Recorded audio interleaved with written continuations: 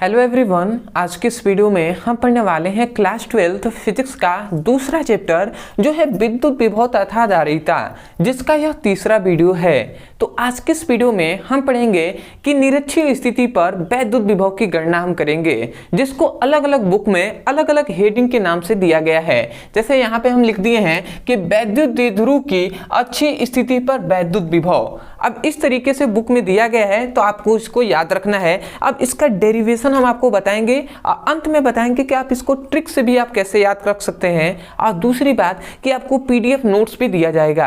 अब मैं आपको विश्वास दिलाता हूं कि यदि आप इस वीडियो में बने रहें तो आपको बहुत ही आसानी तरीके से आपको समझ में भी आएगा। तो चलिए दोस्तों, अपने टॉपिक को शुरू करते हैं। तो देखिए यहाँ पे हमने लिख दिया है, बट इसको समझने के लिए आपको सबसे पहले यहाँ पे जो फिगर आपको बताया जाएगा इस पे आपको ध्यान देना है। तो यहाँ पे हम फिगर बना ले रहे हैं। यहाँ पे हम दो बिंदु मान ले रहे हैं।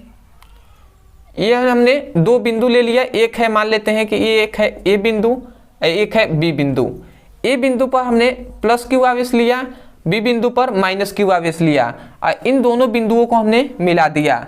अब यहाँ पे याद रखेंगे इन दोनों के बिंदुओं के बीच की जो दूरी है वो 2L है। ठीक है, आप 2A भी ले सकते हैं, कुछ भी लंबाई को आप मान सकते हैं, बस हाँ 2L के जगह पर आप कुछ भी ले सकते हैं। उसके बाद इन दोनों आवेशों के बीच का एक बिंदु है जो है O, और ये O उदासीन बिंदु है। ठीक है, अब उदासीन बिंदु से हम क्या कर लेते हैं, एक रेखा खींच लेते हैं। अब ये रेखा जो होगा यही निरक्षीय स्थिति कहलाएगा।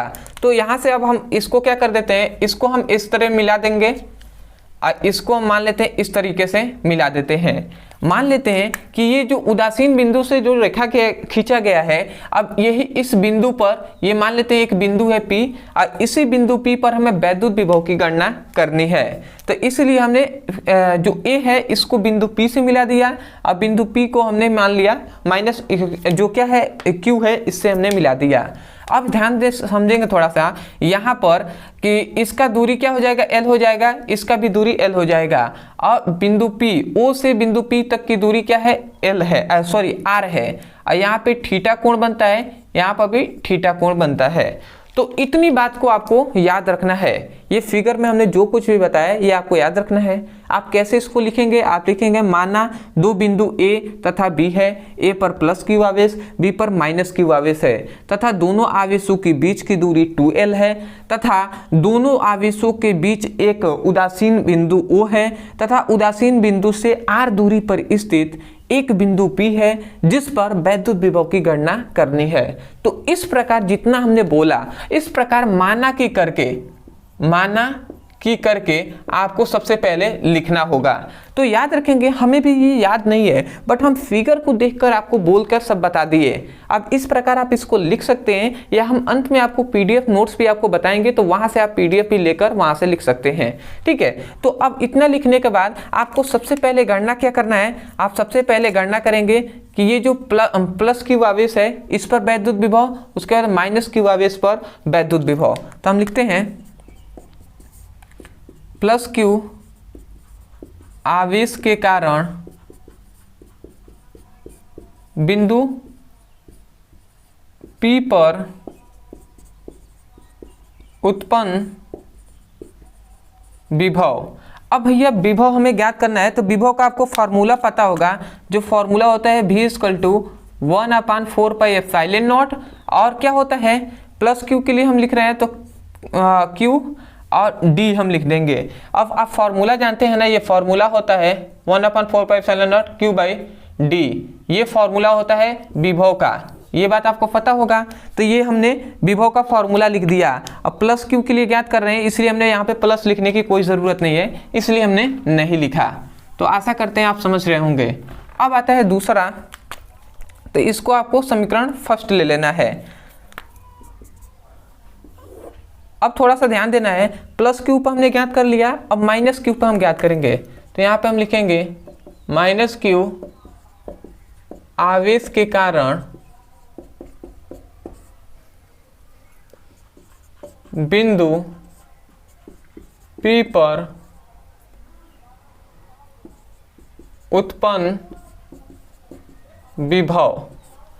अब बिंदु P पर उत्पन्न विभव हम देखेंगे तो यहाँ पर माइनस क्यू के लिए हम ज्ञात कर रहे हैं, तो V यहाँ पे याद रखेंगे इसको भी प्लस क्यू लिख सकते हैं क्योंकि पता चलेगा कि प्लस क्यू के लिए है, या आप सिंपल में V1 भी लिख सकते हैं, कोई दिक्कत नहीं है। तो V1 याद रखेंगे, V1 क्या है प्लस क्यू के लिए। अब V2 इसको मान लेंगे, ये क्या है, ये माइनस क्यू के लिए है, तो हम लिखेंगे 1/4πε0। और माइनस क्यू के लिए याद कर रहे हैं तो यहाँ पे माइनस क्यू।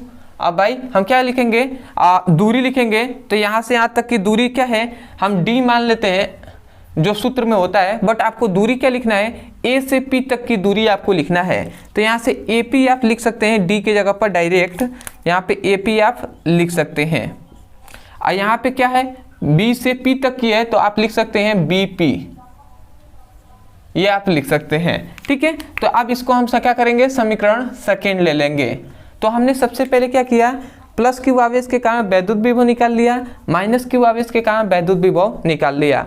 अब हम दोनों का परिणामी विभव में निकालेंगे तब तो निकलेगा ना। तो हम लिखेंगे, मतलब कुल विभव निकालने के लिए दोनों विभव को जोड़ देंगे, तब हम लिखेंगे तब परिणामी विभव, या आप कह सकते हैं कुल विभव।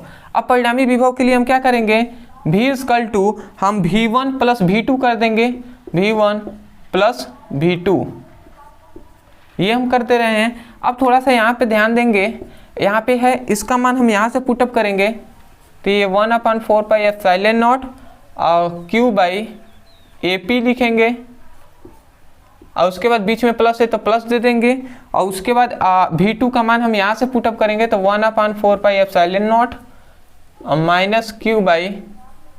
-Q/BP लिखेंगे। अब चूंकि यहाँ से थोड़ा सा ध्यान देंगे तो ये माइनस प्लस क्या हो जाएगा, यहाँ पे माइनस हो जाएगा, जब माइनस प्लस में गुणा होगा तो यहाँ पे हम लिखेंगे 1/4πε0 Q/AP, और यहाँ पे माइनस हो जाएगा 1/4πε0 और Q/BP, माइनस प्लस गुणा होकर माइनस हो गया।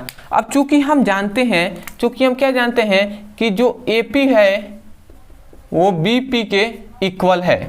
अब देखिए जब ये इसका इन दोनों बिंदुओं के बीच का ये उदासीन बिंदु है, मतलब ये मध्य बिंदु है, तो मध्य बिंदु मतलब दोनों कोण यदि सामान्य है तो इनकी भुजाएं भी क्या होंगी, सामान्य होगी। मतलब जो AP होगा, ये भुजा इस भुजा के क्या होगा, इक्वल होगा कि नहीं होगा। AP जो होगा दूरी वही BP की भी दूरी होगी ना, क्योंकि कोण बराबर है तो भुजाएं भी बराबर होंगी। तो जब दोनों AP और BP बराबर है तो शेष राशि या तो ऐसे ही बराबर है, तो ये दोनों आपस में क्या हो जाएंगे, कैंसिल हो जाएंगे। तो यहाँ से हमें क्या मिलेगा, V = 0 मिलेगा।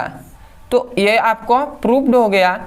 अब आपको यहाँ पर याद रखना है कि निरक्षीय स्थिति पर वैद्युत विभव का मान क्या होता है, 0 होता है। बट आपको क्वेश्चन थोड़ा सा घुमाकर भी पूछा जाता है, आपको ऐसे पूछा जाएगा कि निरक्षीय स्थिति पर वैद्युत विभव का मान 0 होता है, सिद्ध कीजिए। या आपको पहले ही कह देगा कि सिद्ध कीजिए कि निरक्षीय स्थिति पर वैद्युत विभव का मान 0 होता है। तो आपको माना कि करके इस फिगर को एक्सप्लेन करेंगे, उसके बाद इस फिगर को नीचे बनाकर उसके बाद ऐसे ही जैसे लिखा गया है वैसे आपको लिख देना है। तो आशा करते हैं कि आपको समझ में आ गया होगा। अब आप कह रहे होंगे ट्रिक का, तो ट्रिक कुछ डेरिवेशन का देखिए वास्तव में तो ट्रिक नहीं होता है, बट हाँ आपको स्टेप याद रखना है कि हमें स्टेप क्या करना है। स्टेप से आप क्या कर सकते हैं, आप इसका ट्रिक मान सकते हैं। तो देखिए हमने क्या किया, प्लस क्यू के कारण हमने विभव निकाला, माइनस क्यू के कारण हमने विभव निकाल लिया, और जब दोनों विभव को जोड़ेंगे तभी तो हमें कुल विभव मिलेगा ना। तो दोनों विभव को जोड़ दिया और जो आया वही तो है आपका। तो इसको आप ऐसे मान सकते हैं कि हमें पहले दोनों आवेशों पर विभव निकालना है, उसके बाद दोनों को जोड़ देना है। अदरवाइज PDF नोट्स के लिए नीचे डिस्क्रिप्शन में आपको लिंक दे देंगे, तो वहां से आप लिंक पे क्लिक करके आप PDF को ले सकते हैं, ठीक है। अदरवाइज यदि आप भी क्लास 12 का फिजिक्स और केमिस्ट्री का चैप्टर वाइज सीक्वेंस में पढ़ना चाहते हैं तो नीचे डिस्क्रिप्शन में हम फिजिक्स का ही लिंक आपको दे देंगे, तो उस पर क्लिक करेंगे तो आपको चैप्टर वाइज सीक्वेंस में सभी वीडियो मिलेंगे, तो वहाँ से उसकी पढ़ाई कर सकते हैं। अदरवाइज यदि कोई भी ऐसा टॉपिक है फिजिक्स में, केमिस्ट्री में जो आपको समझ में नहीं आता है, तो केवल आप उस टॉपिक का नाम लिखिएगा यूट्यूब पर, अंत में हमारे चैनल का नाम लिखकर सर्च कर दीजिएगा, तुरंत आपको वीडियो मिलेगा और वहाँ से उसकी पढ़ाई कर सकते हैं। अदरवाइज यदि कोई भी समस्या आती है या आपको डायरेक्ट हमसे बात करना है तो आपके पास दो माध्यम है, एक है इंस्टाग्राम और टेलीग्राम, जो यहाँ पे दिखाई दे रहा होगा आईडी इनका। तो इसमें मैसेज करके आप हमसे डायरेक्ट बात कर सकते हैं या आप कमेंट सेक्शन में हमें बता सकते हैं, कमेंट में भी आपको रिप्लाई मिलेगा। तो आशा करते हैं आप समझ गए होंगे। तो चलिए दोस्तों, आज के लिए इतना ही, मिलते हैं एक नए टॉपिक के साथ, तब तक के लिए धन्यवाद। जय हिंद, जय भारत।